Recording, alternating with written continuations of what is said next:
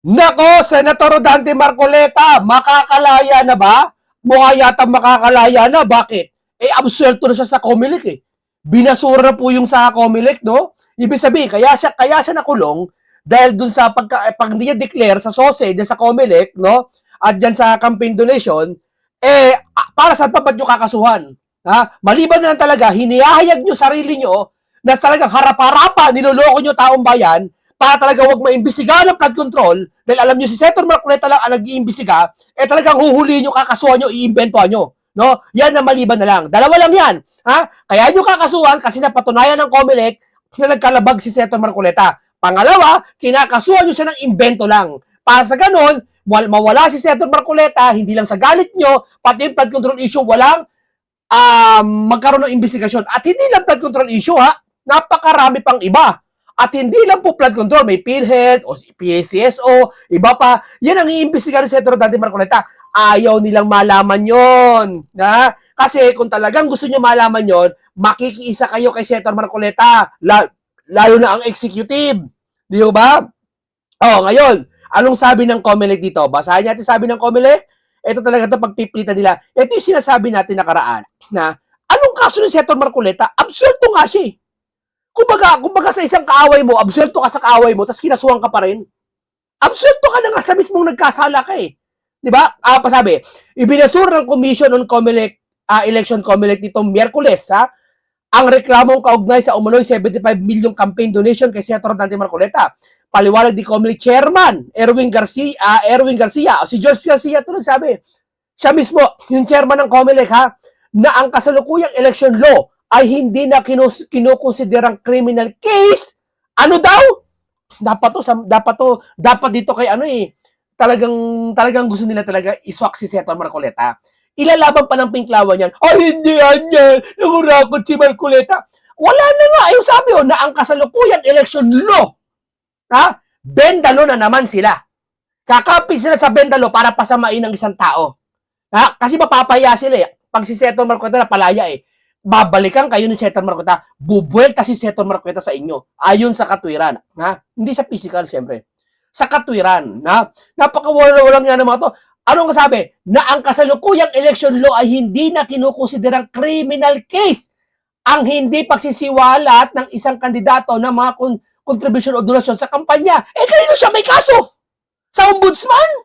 Bakit? May pata. Ibig nyo palang sabihin, ganito. Ibig nyo palang sabihin, yung COMELEC na wala naman law, absuelto siya at wala nang criminal case. Sa inyo, criminal case yun? Hindi nagkakasundo ang batas. Contradiction sa isang ahensya. Di ho ba? Parang ganun eh.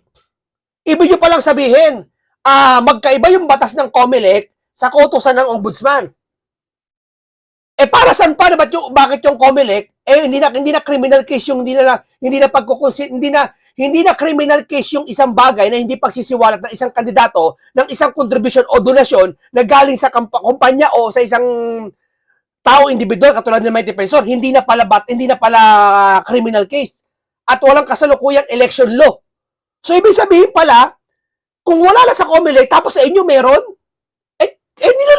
niloloko nyo COMELEC.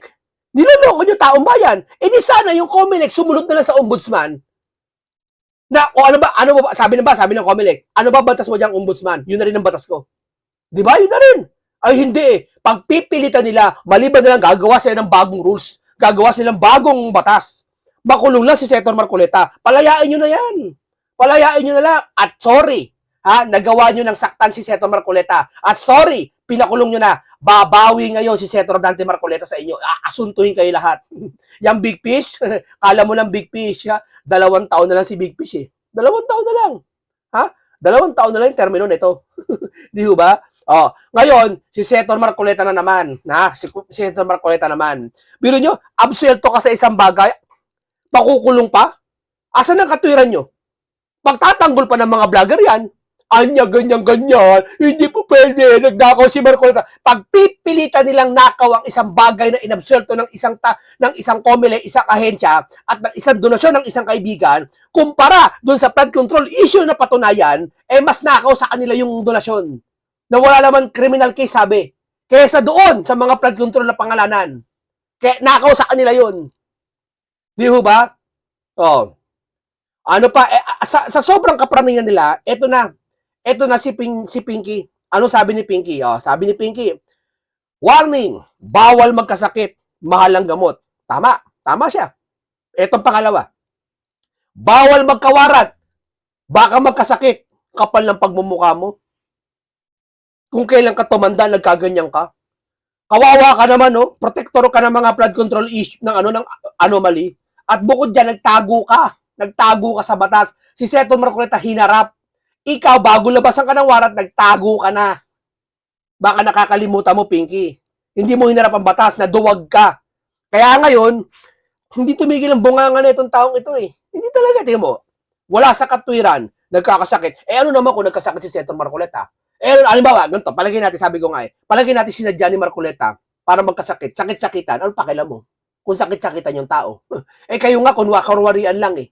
Kayo nga, takip-takipan lang kayo eh. Ayaw nyo tanggapin eh. Ano mas masama ito? Palagay natin wala ko sinasabing walang sakit si Seton Marcoleta. Palagay natin, nagsasakit-sakitan si Seton Marcoleta. Ano masama? Yung nagsasakit-sakitan dahil sa bagay na hindi naman niya kriminal na ginawa? O doon, sa nagtatakip? Sa isang kriminal na malaki, na scam, na flood control, sino mas masama? Kayo. Diba? Si Seton Marcoleta, wala ninakaw kahit i-justify mo.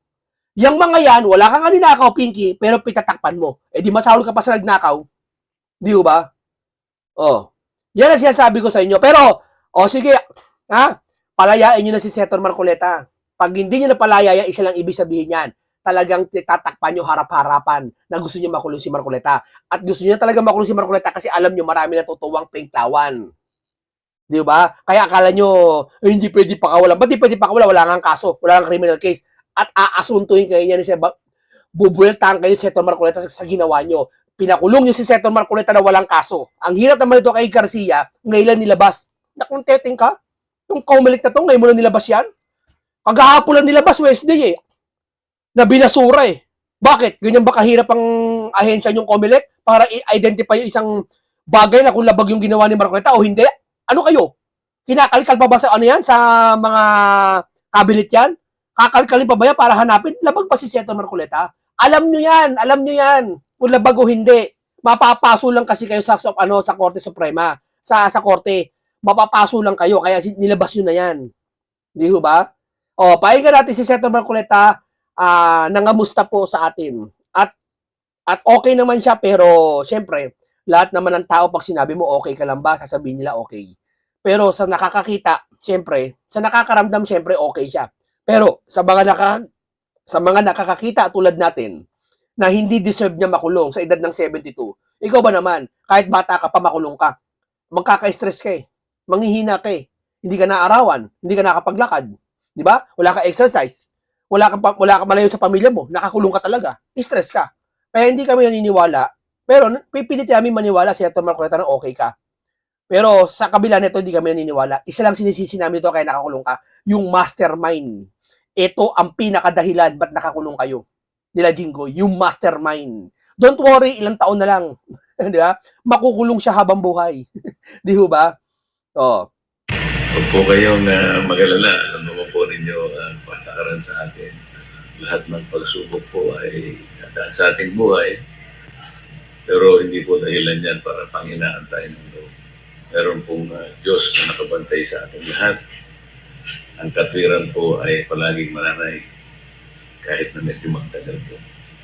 Sandigang yung po, ang ganyan talaga, ibig sabihin, sumusunod si Seton Dante Marcoleta sa batas ng Pilipinas. Kahit alam niyang labag sa kalooban yon na imbento lang. Ang katunayan niya, imbento, di ba? COMELEC, no case daw eh. Saka nakakita, no case eh. Mangga mo! Mangga mo! 10 bunga! 10 bunga na mangga mo, 10. Di may bunga ka, 10, malalaki. No? Yung kapitbahay mo pala may bunga ng mangga, 10. Ninakaw mo yung 5. Nanakaw mo yung 5 pala. Ngayon, sabi ng kapitbahay mo, munting ka naman. Didimanda kita, bakit? Ninakaw mo yung mangga ko ng 5. Granted, kakasuhan ka. Halimbawa. Ngayon, napatunayan ng kapitbahay mo, hindi ka pala nagnakaw. Malinis ka pala. Yung mangga nila, 10 pa rin. 10 pa rin yung mangga nila. Kasi kung nagnakaw ka, dapat 5 na lang yung mangga nila eh. 10 pa rin. So, ibig sabihin, hindi mo ninakaw. So, absuelto ka na sa kapitbahay mo. Doon, absuelto ka na, wala ka ng kaso, binasura na nga nila eh. Di, kalimutan mo na yung basura natin. Di ba, pag sinabing basura, kalimutan na eh. Kaya nga binasura eh. O, kalimutan mo na yan, hindi ka talaga maganakaw. Tapos kakasuhan ka pa rin na maganakaw? Payag ka? Niloloko nyo sambayan ng Pilipino. Di ba? Ayan, iginiit na ang inilabas nitong kautusan na iparesto si Senador Rodante Marcoleta ay hindi otomatikong nangangahulugan guilty na ito. Yon, ibig sabihin, hindi pa guilty si Senator Marcoleta. Katulad niyan, mas lalo lumakas ang ebidensya na ang sabi ng COMELEC, binasura na. So, ibig sabihin, walang criminal case na ginawa si Senator Marcoleta, sabi ng COMELEC. So, ibig sabihin, ano pang dahilan para hindi niya palabasin yan? Ano, kahiyaan kayo? O natatakot kayo ibisigan ng flood control? Ha? Nag-iimbento kayo ng mga kaso eh. Sa kasong plunder, detalye ng balita mula kay Joshua Jimenez. Yes, Vic, magandang umaga sa iyo. Iginiit ng Sandigan Bayan ng inilabas nitong kautusan na ipaaresto si Senador Rodante Marcoleta ay hindi otomatikong nangangahulugang guilty na siya sa kasong plunder. Yan mismo ang binigyang linaw ni Associate Justice Carl Miranda, Chairperson Not guilty si Senator Marcoleta. ng Sandigan Yari ka ngayon, mastermind. Bayan 3rd Division ng korte na may hawak sa kasong plunder laban sa senador. Anya ang paglalabas ng pahayag o panayam ay ang siyang kauna-unahang pagkakataon na kanyang ginawa sa loob ng 10 taong paninilbihan niya sa Sandigan Bayan. Mariin niyang sipnabi na ang inilabas Dapat abueltan yung big fish eh. na arrest warrant ay hindi agad nagdedetermina sa pagiging may sala ng senador. May pagkakataon pa rin anya ang mga akusado o binibigyan sila ng pagkilala na presumption of innocence hanggat hindi pa napapatunayan ang kanilang pagkakasala.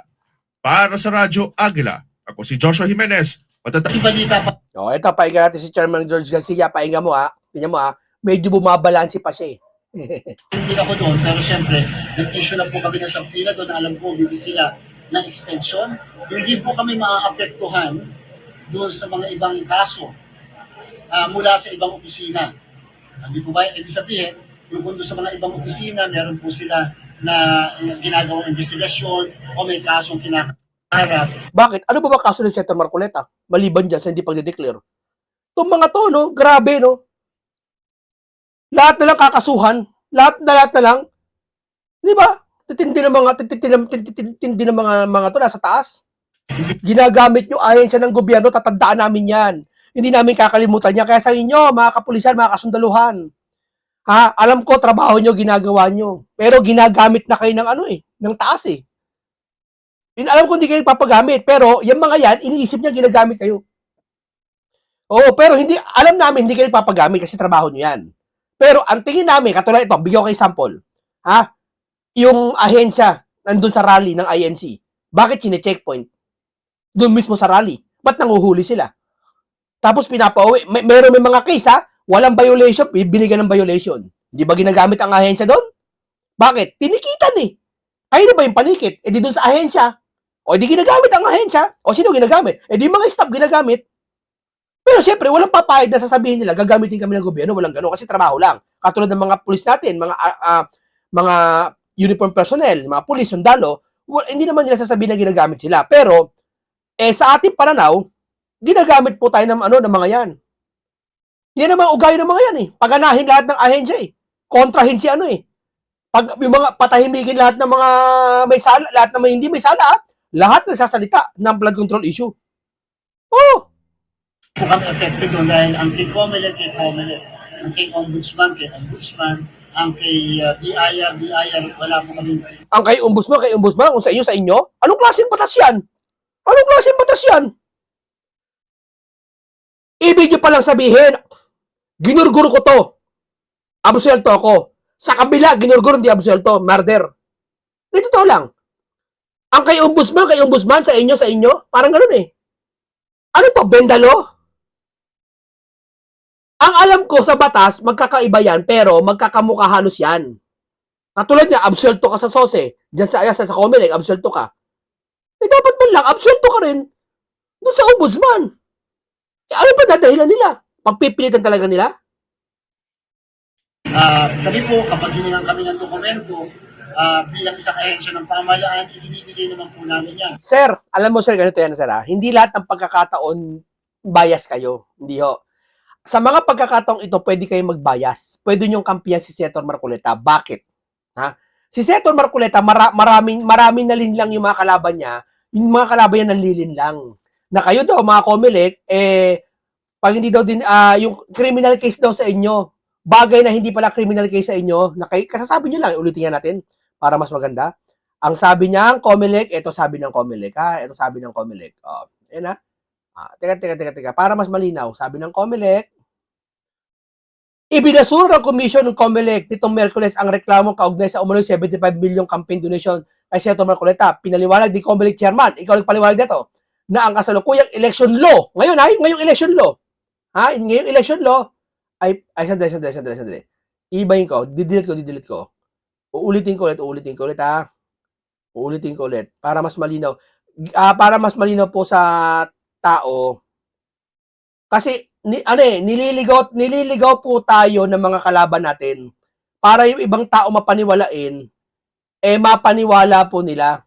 Dali Ganyan po style ng mga yan, desperado na kasi ang mga yan Gusto nila mailigaw yung sambayan ng Pilipino.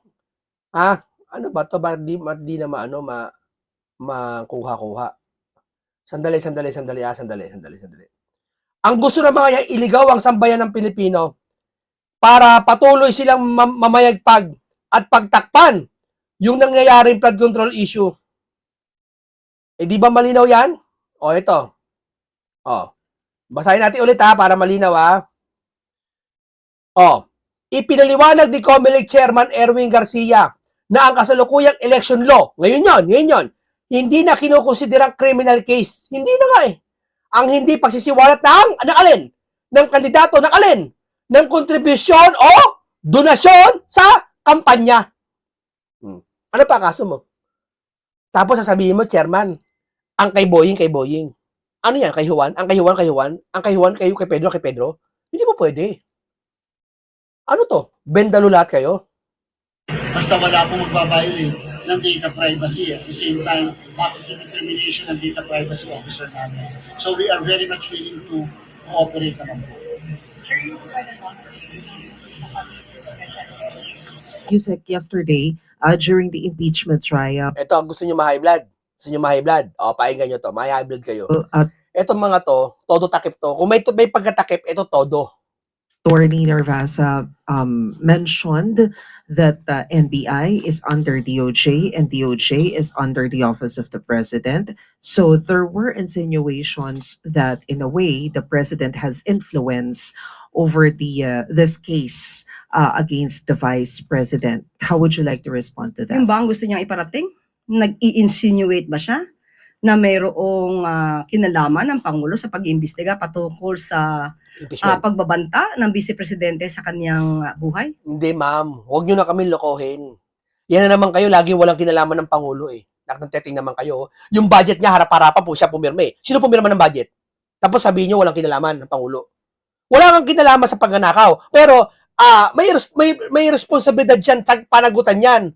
Kasi siya ang pumirma. Lagi naman kayo ganyan, walang kinalaman Nakanteting naman kayo Hindi ba? Lagi nila walang kinalaman Laging ganyan. Walang kinalaman. Wala akong kinalaman dyan. Walang kinalaman, Pangulo dyan. Well, there were Alam mo sabi niya, destabilization daw yung mga tumitira sa Pangulo. Bakit ikaw? Tinitira mo ang Vice President kayo. Destabilization din kayo sa mga Akala nila sila lang ang hari. Akala nila sila lang ang politiko na tatangkilikin at titingalain natin. Ma'am, pantay-pantay po ang publiko, ang public servant. Taong bayan nagboto dyan. Si Sara binoto ng taong bayan. Senador, taong bayan ang bumoto dyan. Kayo, ganun din dyan sa Pangulo nyo. Taong bayan din. Hindi po pwede sabihin nyo, destabilization ang mga ginagawa nila sa Pangulo. Bakit ikaw? Anong ginagawa mo kala Sara? Anong ginagawa ng mga iba dyan? Hindi ba destabilization yan? Tanong ko lang. questions about Hindi ba? Para siya sabi mo ganito. Huwag nyo siraan ng Pangulo. Pero ikaw sisiraan mo yung Pangulo. Siya sabi mo kung ano-ano. Di ba? Unang-una po, hindi naman po talaga dapat ma-question ang sitwasyon po ng NBI. Dahil alam po natin ang NBI, kahit wala pa pong pagbabanta, ang Vice Presidente ay under na po ito ng DOJ. At ang DOJ po ay parte ng ehekutibo para ipakita at nag-insinuate na may kinalaman ang Pangulo sa pag-iimbestigang ito. Oo, wala na naman kinalaman sa pag-iimbestiga. Lagi na lang na walang kinalaman, no? Harap-harapan tayo ng sinungalingan ng mga to. Lagi na lang, ma'am. Lagi na lang walang kinalaman. Totoo ba? Hindi kami naniniwala, ma'am. Niloloko nyo kami yan. Naniniwala kami. Ito ay ang Sasabihin naman niya, asa na ebidensya mo? Lagi naman eh. Hindi na namin kailangan ng ebidensya. Sapat na sa amin. Hindi talaga harap-harapan nyo kami niloloko. siguro klase ng argumento. Ang NBI po ay may sariling mandato. Kung mayroong Yung paghuli sa INC rally, hiniharang yung mga bus, wala daw kinalaman ng Pangulo. Ha? Sabi ng ibang vlogger. Yung napaghuli kay dati Bato, walang kinalaman ng Pangulo. Lahat na lang walang kinalaman yung Pangulo. Pero tanungin mo yung baha. Yung baha, kung may kinalaman pa Pangulo, wala rin. Tanong mo lahat. Sa flood control. kita, Tatanong ako sa mga to, sa mga median to, hindi lahat bakit ayaw nyo tanungin yung Castro na yan tungkol sa flood control issue? Bakit natatakot din kayo? Bakit daming takot na mainstream media sa flood control, no? Pag sinabi ng flood control is scam, tahimik lahat ang bibig nila. Nagtataka lang ako. Tiya, tataka lang ako. Bakit tahimik lahat kayo? Magmula sa politiko, mainstream media, Net25 vlog. Saka SMNI ang nagsisiwalat sa flood control issue. Tingnan nyo Net25. Ang dami nilang pinupost sa mga tungkol sa baha. Pero itong mga to, wala. Hindi yan tungkol sa baha. Yung mga pagkakakorupsyon sa baha. Kung wala nga si Jesus Duque, kaya yung si Jesus Duque, yung matabang bata ni Chavit, di ba? Yung nagsisiwalat ng mga kung wala yung vlogger na yun, hindi malalaman yung iba pang flood control sa Ilocos Norte. Di ba? Ba't wala nagsisiwalat? Ano ba meron? Natatakot ba sila lahat? at napatunayan naman po na may pagbabanta mismo sa buhay ng Pangulo at hindi lang naman isang tao, 2 tao nakakita nito. Buong mundo ang nakakita ng pagbabanta sa buhay ng Pangulo, ni First Lady at ni dating House Speaker. So, mandato po ng NBI na imbestigahan po ito. Pero ngayon lang iniimbestigahan. Dahil po ito ay para sa proteksyon ng ating Pangulo. When the president learned the statement of the vice president back then, what was his instructions to NBI, if there was any?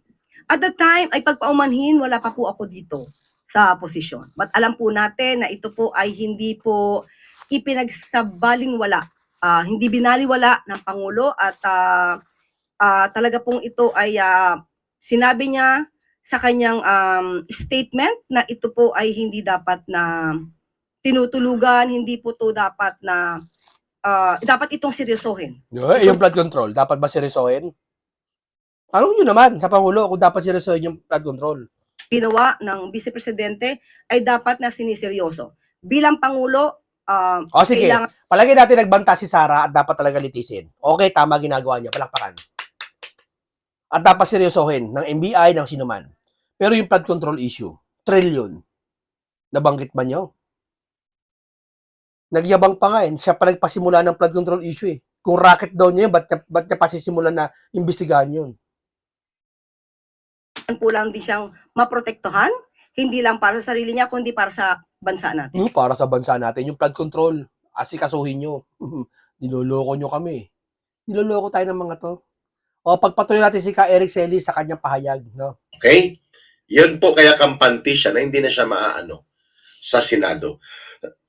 Pangalawa or pangatlo, dito sa mensahe niya ni Marcos Jr.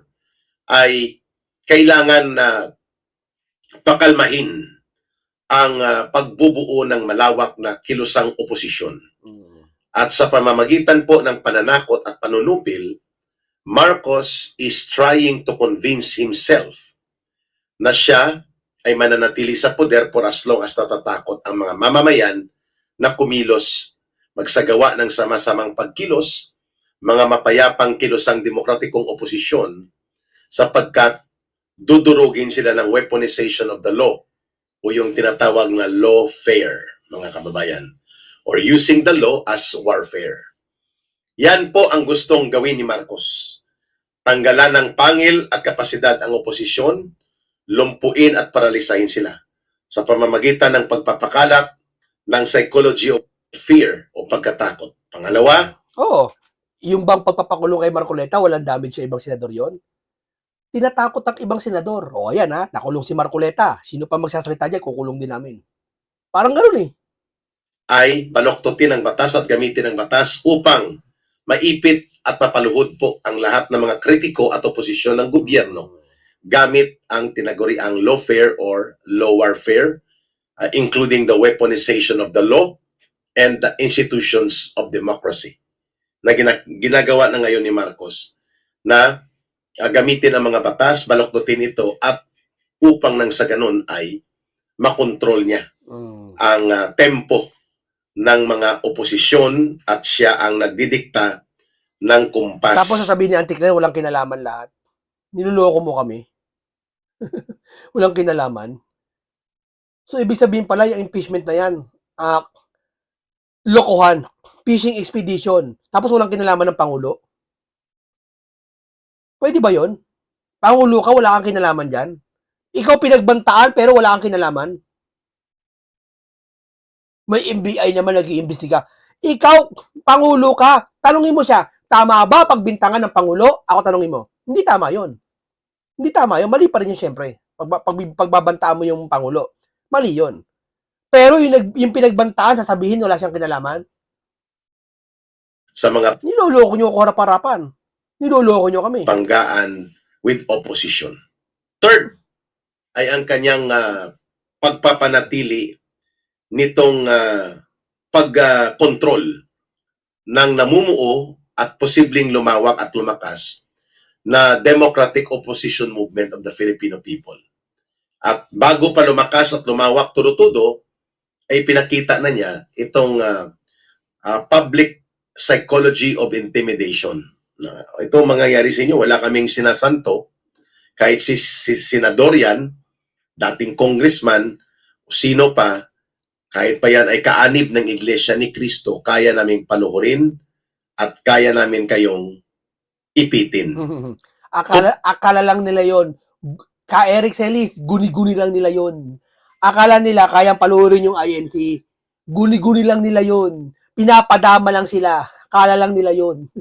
Ang INC, yung lolo nila, may INC na. Bago pa lang isilang si Marcos Sr., may INC na. Mas naunang INC kaysa kay Marcos Sr. Di ba? I mean, naunang namayagpag ang INC kaysa kay Marcos Sr. Yung mga lolo-loloan nila, tapaluhurin nila. Sino sila? Niloloko. Parang niloloko tayo, di ba? Hindi nila kaya yon. Hindi po kasi si Senator Marcoleta nahuli nila, naload nila ang INC. Guni-guni lang nila yon. Si Senator Marcoleta sumusunod sa batas, no? At yan ang pinakamalaking pagkakamali ginawa nila. Oo. Kung kayo ay pumapalag sa administrasyon na ito. That was the message yesterday delivered by Marcos.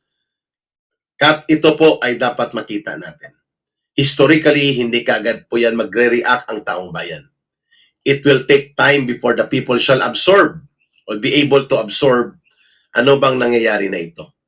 At bagamat nandyan na po ang mga pangyayari at kaganapan ng isang abusado, nangungurakot, at hindi nagsisilbi sa interes ng mamamayan na uri ng administrasyon sa kasalukuyang gobyerno, hindi pa po umaabot sa antas ang taong bayan na handa silang kumilos upang magkaroon muli ng sama-samang mga pagkilos ng isang malawak na demokratikong oposisyon, bagamat doon yan papunta ultimately, sapagkat ang prinsipyo sa kasaysayan ay hindi natin pwedeng kalimutan.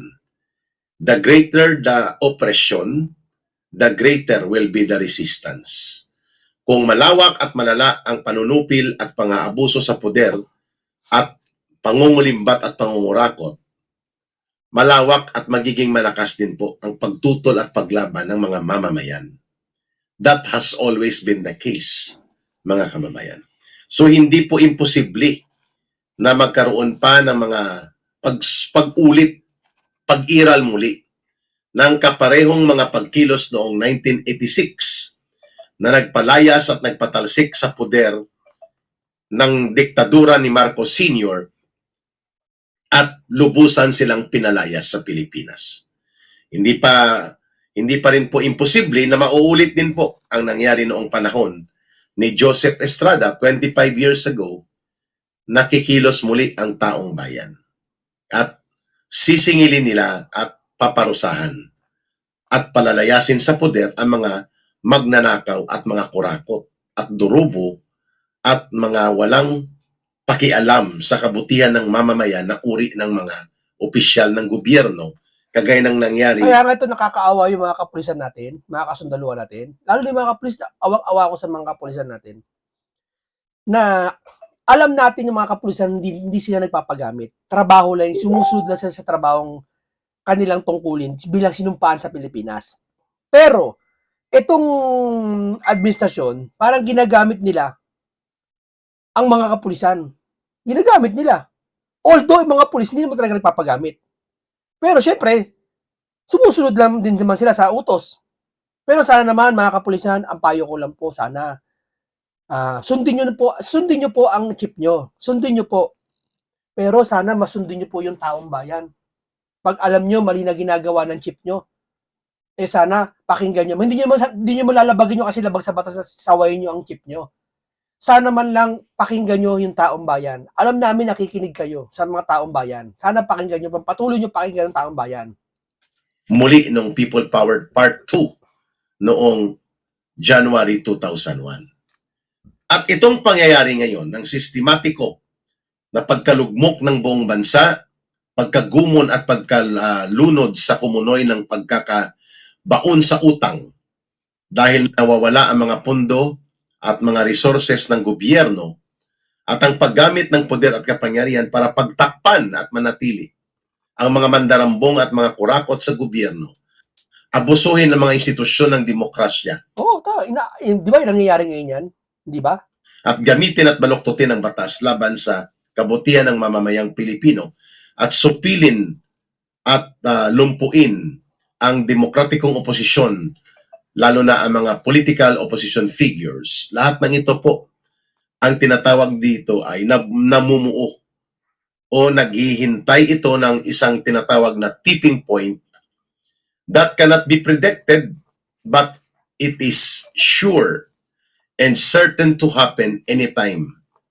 Lalo na kapag nagkaroon ng trigger occurrence of events na like sa kay Erap Estrada, bigla na lang lumabas sa lansangan ng taong bayan ng sistematiko nilang pinagtangkaan at ginawa talaga nila na huwag mailabas ang ebidensya na magpapatotoo sa involvement ni Joseph Estrada noon sa issue ng mga wedding payola at iba pang mga tongpats gamit ang poder bilang presidente. Yung Jose Velarde account at pati po ang signature na pinigilan ng mga senador nila na kaalyado ni Erap Estrada. Ngayon, ulit na naman, iba ngayon. Mas malubha ngayon. Dahil ngayon, ang daming mga kasabwat.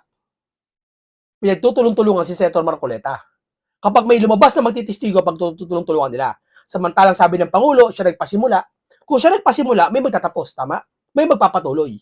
Tanong, kung nagpasimula ang Pangulo, sino nagpapatuloy? Sino nagtatapos? Wala! Di ba? Wala. Nagagalit sila pag may nagpapatuloy ng investigasyon. And so, ang taong bayan mismo nagpalayas sa kanya. Similarly with Marcos, almost 20 years siya sa poder at kapangyarihan, subalit napuno din ang salop ng mga mamamayan. Hindi natin sinasabi na aabot pa ng 20 years itong Marcos Jr. Ang sinasabi natin, the tipping point, yung ito na ang hangganan and then doon na papasok ang pagdaloy muli at pagsambulat ng kasaysayan ay mangyayari at mangyayari yan. Lalo na kung malakas po ang ating panalangin, pagtitiwala sa makapangyarihang Diyos na may lalang sa lahat at pati na po sa pagtitiwala sa kakayanan ng mamamayang Pilipino na manindigan bilang magiting na sambayanan na siyang pinakapuwersa ng kapangyarihan sa ating lipunan. At tuloy-tuloy tayong nagpapataas ng kamalayan ng ating mamamayan. Hindi tayo nananahimik. Nagpapatuloy tayong nagsisiwalat para po sa katarungan at katotohanan na yayakapin ng mamamayan ang daloy ng kasaysayan, ang tipping point na binabanggit ni Ka Eric. Hindi po malayong mangyayari yan, mga kababayan. Okay, maraming salamat sa iyo, Ka Eric Celis. Magaling talaga magpaliwanag ito si Ka Eric Celis talaga. No? Isang punong-puno ng karunungan at kaalaman na naman ang inyong nalaman, isang makabuluhang talakayan na naman at lesson learned, at napakaraming na kayong bagong natutunan. No? Kay Senator Dante Marcoleta, update lang tayo lagi kasi ito ay napakahalagang bagay na to. Ito ay laban, ito ay tinatawag na last battle. Huling labanan to na talaga ang big fish mahuhuli na. No? Ingat lagi, paalam po sa inyong lahat.